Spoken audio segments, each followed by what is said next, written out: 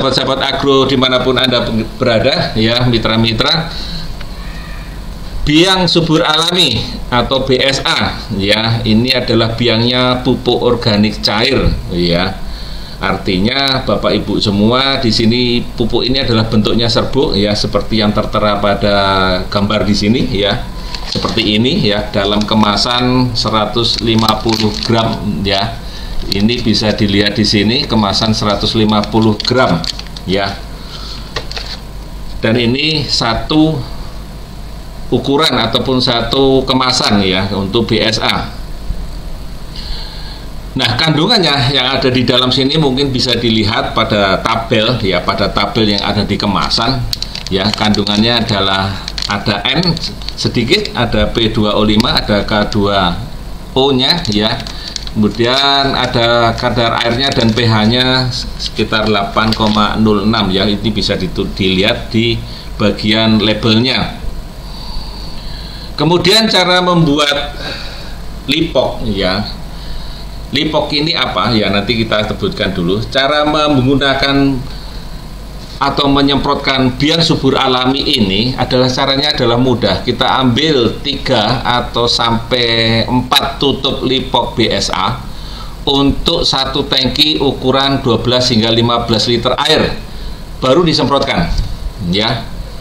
Lipok ini apa, teman-teman semua? Barangkali masih ada yang bingung, ya, kalau buat status saya di Facebook saya ada tulisan apa bedanya lipok dengan POC, ya. Lipok ini adalah larutan induk POC BSA, ya, larutan induk POC BSA. Lalu caranya membuat larutan induk POC BSA seperti apa? Kita siapkan, ya, satu kotak BSA, ya, 150 gram ini, ya. Kemudian kita siapkan juga satu botol hormonik 100 ml, ya. Kemudian setelah kita siapkan, maka ambil 3 liter air atau kurang lebih sekitar 2,5 gayung, ya, air bersih, ya.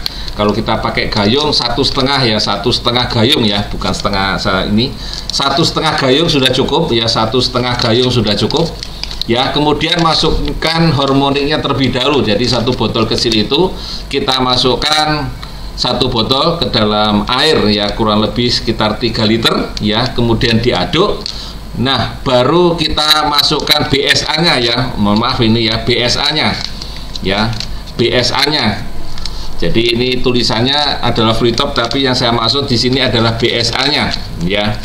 Kemudian kita diamkan dulu 1 minggu supaya apa? Supaya ini bisa larut dengan lebih baik dan kemudian bisa disemprotkan untuk setelah kita diamkan 1 minggu, ya. Nah, setelah didiamkan 1 minggu, nah baru kita semprotkan ke tanaman kita, ya. Lalu dosisnya berapa? Ini untuk per hektarnya kurang lebih kita bisa memerlukan BS-nya ini, ya, BSA ini kurang lebih sekitar 2 kotak, ya, atau sekitar 150 gram 2 kotak. Jadi kali 2 totalnya adalah 300 gram, ya, 300 gram. Nah, teman-teman semua, ya, ini kalau kita pakai BSA barangkali kita lihat di sini agak mudah, ya, ini warnanya kurang lebih mirip, ya, seperti apa namanya, cat serbuk seperti biasa. Nah, ini warnanya adalah kalau kita buka seperti ini, ya, kita lihat warnanya adalah kalau di free top adalah warnanya hijau toska, kalau di sini agak hijau muda, ya. Perbedaannya di warna adalah warnanya adalah ini hijau muda, sementara di free top adalah hijau toska, ya. Ini adalah membuat larutan induk POC BSA lipok, ya, lipok. Jadi kalau penyemprotannya tadi kita gunakan dengan 3 sampai 5 tutup, ya, 3 sampai 5 tutup BSA per tangki, ya, 12 hingga 15 liter air. Seperti yang tadi saya sampaikan di muka, ya, ini adalah lipok, ya, 3 sampai 4 tutup lipok, ya, larutan induk POC BSA, ya, baru kita semprotkan, ya. Oke, ini adalah BSA, ya, teman-teman semua. Caranya kita penyemprotan dan lain sebagainya, ya, baru kemudian nanti kita ulas kelebihannya apa saja. Kemudian sesuai dengan janji saya, maka saya akan memberikan kelebihan daripada pupuk daun ya, atau mungkin juga disebut sebagai foliar fertilizer ya. Kelebihannya yang pertama adalah penyerapan unsur haranya lebih cepat ya, unsur haranya lebih cepat. Karena apa? Karena langsung ke daun, langsung masuk ke dapur ya teman-teman semua. Ini adalah gambar stomata, ini adalah tempat masuknya pupuk yang kita semprotkan. Dan stomata ini lebih banyak di bagian bawah daun. Jadi kalau kita menyemprotkan, tentu saja kita semprotkan pada bagian bawah daun yang lebih banyak ya, termasuk pada ranting dan masuk pada bagian cabang yang masih ada hijau, itu masih bisa untuk menyerap unsur hara atau pupuk yang kita semprotkan ya. Ini lebih cepat, karena lebih cepat dia langsung masuk ke dapur. Jadi tidak melalui tanah, karena tidak melalui tanah ya, tidak melalui akar, kita masuk langsung ke daun. Artinya ini lebih cepat ya, proses ini lebih cepat. Ini sangat membantu untuk tanaman-tanaman yang kekurangan unsur hara, akan lebih jauh lebih cepat membagi, kemudian memberikan efek ya, memberikan efek pada tanaman-tanaman yang terjadi kekurangan unsur hara. Nah, stomata ini ya, stomata ini membuka berdasarkan ada atau tidaknya tekanan turgor pada lingkungan tanaman ya. Tekanan ini ditentukan oleh banyak sedikitnya air yang ada di daun. Jadi proses untuk masuknya tanaman ini tentu saja diiringi dengan adanya penyiraman, walau tidak melalui tanah, karena itu akan membuka stomatanya akan lebih baik ya. Kemudian stomata ini juga sangat tergantung oleh kondisi ya, panas ataupun kondisi angin yang terjadi, nanti adanya penguapan dan sebagainya. Jadi stomata ini akan menutup ya kalau kondisinya terlalu panas ataupun mungkin air dan angin ya barangkali terlalu banyak, sehingga nanti dia akan menutup. Lah, kapan membukanya stomata ini? Tentu saja biasanya pada kondisi-kondisi yang panas mataharinya cukup ya, panas mataharinya cukup, suhu dan kelembapannya cukup, serta kebutuhan air. Jadi kan tadi dipengaruhi oleh adanya tekanan turgor yang ada di kondisi tanaman ya. Ini kelebihan yang pertama teman-teman semua ya pada pupuk daun. Kemudian yang kedua adalah mencegah kerusakan tanah yang lebih lanjut ya, karena ini kan kita langsung ke dapurnya tanaman, langsung ke daunnya tanaman. Sementara pupuk yang tabur di tanah itu ada beberapa kelemahan, yaitu kelemahannya kita lihat di sini adalah pupuk makro saja ya, kita sebagai contoh. Ini adalah urea yang mengandung 46% N ya. N ini adalah mudah menguap ya, jadi akan ditambahkan bahan tambahannya 54%, dan bahan tambahan 54% ini tertinggal di dalam tanah. Inilah yang menyebabkan tanah itu menjadi keras, menjadi kering, menjadi sulit diolah, tidak gembur, dan ini menjadi peninggal ya, tertinggal, tidak diserap oleh tanaman dan tertinggal di dalam tanah ya.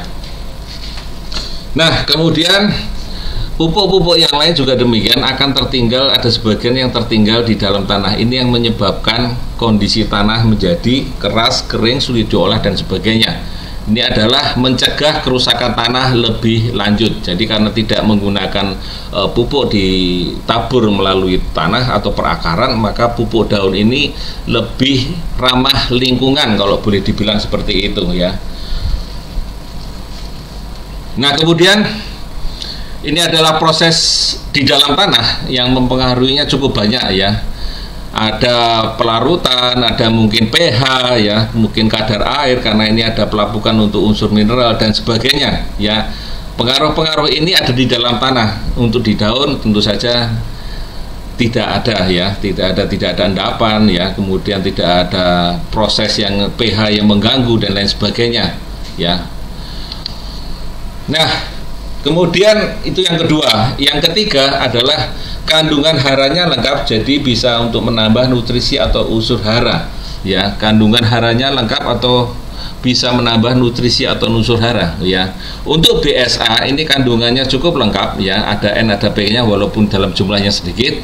Sementara untuk ya, free top ini kandungan N, P dan K-nya agak lebih banyak. Jadi ini bisa membantu untuk mengurangi unsur hara N, P sama K-nya ya, terutama yang ditaburkan melalui akar ya, yang diserap nanti akan melalui akar. Jadi bisa disemprotkan.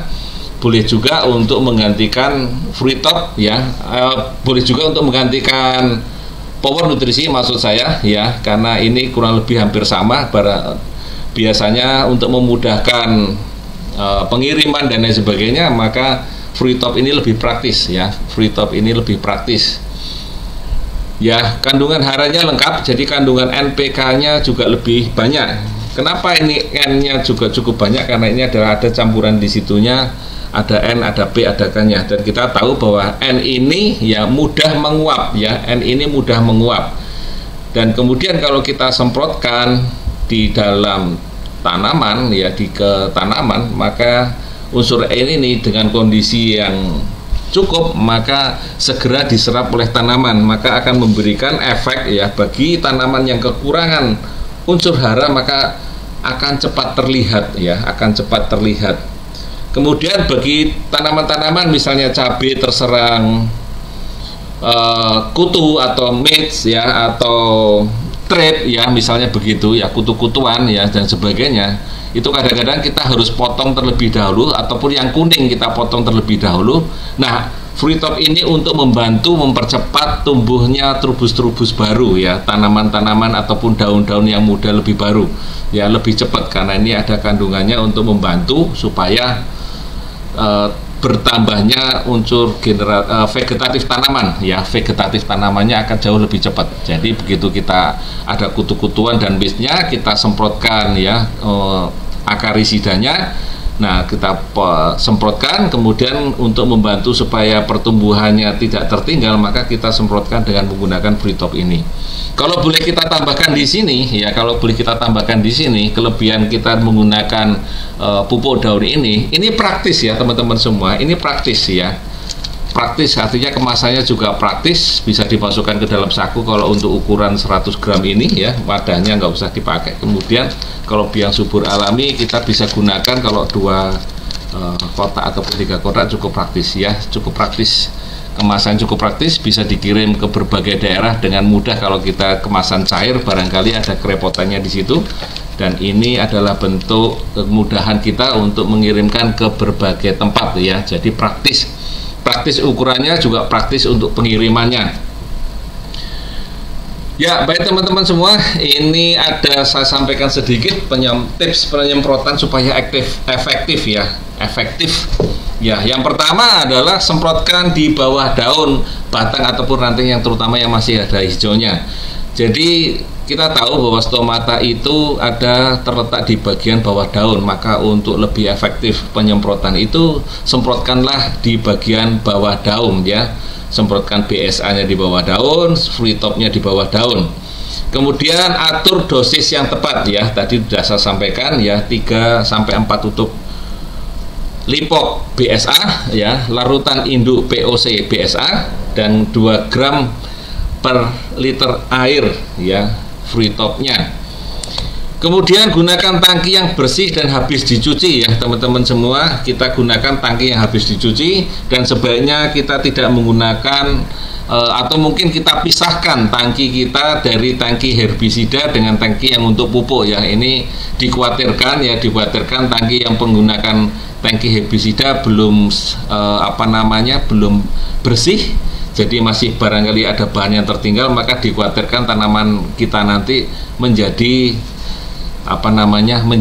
kurang begitu baik ya, karena itu kan untuk herbisida, dan bisa jadi nanti ada reaksi dari free top ataupun BSA sehingga manfaatnya tidak terambil secara sempurna. Kemudian penyemprotan dilakukan kapan? Ya, dilakukan setelah embun selesai jatuh ini, karena kita tidak melihat waktu ya, karena ada perbedaan waktu Indonesia Barat, Tengah ataupun Timur ya. Ini kita semprot kalau sudah selesai embun jatuh, saya rasa itu bisa dilakukan penyemprotan. Nah, sekarang maju Pak waktunya, ya bisa jadi maju ya. Jadi tergantung kondisi setempat, beda-beda daerah, beda-beda waktunya. Tetapi kalau embunnya sudah tidak ada, berarti kita sudah kemungkinan stopannya membuka ya. Kemudian ya semprotkanlah ya setelah hujan ya. Kalaupun nanti hujan, ada baiknya kita tunda ya, karena nanti bisa jadi kita harus mengulang, terutama daerah-daerah yang hujan. Maka ini yang perlu diwaspadai. Yang perlu kita waspadai adalah kalau kita hujan ya sebaiknya kita tunda dulu, jangan melakukan penyemprotan tentu saja, karena akan menjadi kurang begitu baik ya, karena disemprotkan ke tanaman pada saat hujan tidak menempel di daun nantinya. Walaupun kita menyemprot di bagian bawah, nanti banyak yang terikut dengan air hujan ya. Kemudian saran kami penyemprotan supaya efektif adalah semprotkanlah pupuk daun ini ya. Kalau sebelum tengah hari, kalaupun kita semprot ya setelah tengah hari. Jadi kalau pas tengah hari, matahari pas tegak-tegaknya di atas kepala kita, sebaiknya kita tunda dulu, setelah nanti matahari bergeser ya, karena pada saat-saat seperti itu biasanya stomata ini masih menutup karena kondisi lingkungannya panas ya, tidak tahan ya, kemudian dia menutup stomatanya. Jadi semprotkanlah sebelum tengah hari ya. Kemudian kalaupun dilanjutkan ya setelah tengah hari ya. Kemudian saran kami yang berikutnya adalah tidak menyemprotkan pupuk dan pestisida yang bersamaan ya. Kita tidak tahu pestisida yang digunakan apa ya, karena apa? Karena bisa jadi ada reaksi ya antara pupuk dengan pestisidanya. Kemudian yang kedua adalah ada baiknya tanaman juga diberi waktu ya. Kalau dia mau menyerap pupuk, maka waktunya dia menyerap pupuk saja, sedangkan pestisida untuk hama dan penyakit itu sebaiknya kita lakukan penyemprotan di sore hari ya. Jadi pupuk ini di pagi hari karena berhubungan dengan faktor stomata. Kemudian kalau pestisida itu biasanya berhubungan dengan hama atau aktivitas hamanya ya. Jadi sebaiknya tidak menyemprotkan pupuk dan pestisida bersamaan. Kalau tidak terpaksa ya tidak usah dilakukan ya. Jadi sebaiknya ya tidak menyemprot pupuk dan pestisida bersamaan.